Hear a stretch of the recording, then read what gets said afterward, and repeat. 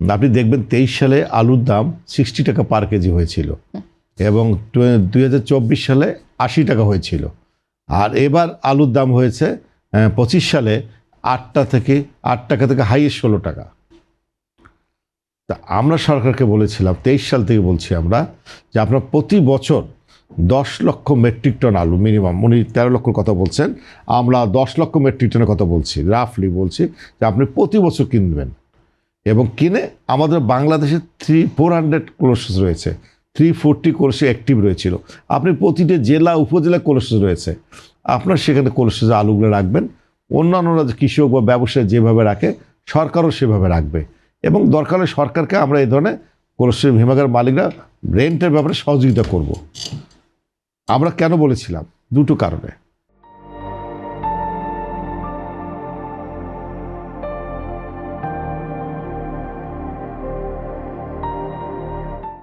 যখন 10 লক্ষ metric ton আলু কিনে রাখবে, তখন বাজারে যখন, যেমন দেখেন 23 সালে সরকার সর্বোচ্চ আলুর বাজার মূল্য নির্ধারণ করেছিল 27 টাকা, কিন্তু কার্যকরী হয়নি, সেটা 60 টাকা পর্যন্ত উঠেছিল। তৎকালীন সেই সময় ভোক্তা মহাপরিচালক মুন্সিগঞ্জ, রংপুর, বগুড়া, নীলফামারী, দিনাজপুর, উনি প্রতিটা বিভিন্ন কোল্ড স্টোরেজে গিয়েছেন, কিন্তু বাজার কিন্তু বাজারের মতোই চলে, সেখানে ইন্টারভেনশন করতে হবে, হস্তক্ষেপ করতে হবে। কীভাবে করবে?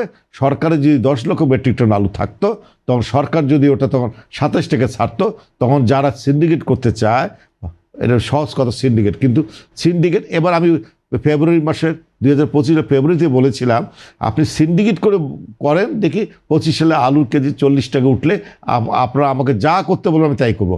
কিন্তু আলুর দাম খুচরা পর্যায়ে সর্বোচ্চ ঢাকায় 30 টাকা উঠেছিল। তাহলে কি হচ্ছে? সবসময় সিন্ডিকেট যে করে তাও না, যেখানে অনেক মানুষ আছে সেখানে সিন্ডিকেটও হয় না। যখন বাজারে চাহিদা কম থাকে দাম বাড়তেই থাকবে, এবং সেটা প্রমাণ 24 সাল, যখন বাজারের চাহিদা নাই তখন দাম কমতেই থাকবে, তার প্রমাণ হলো 2025 সাল।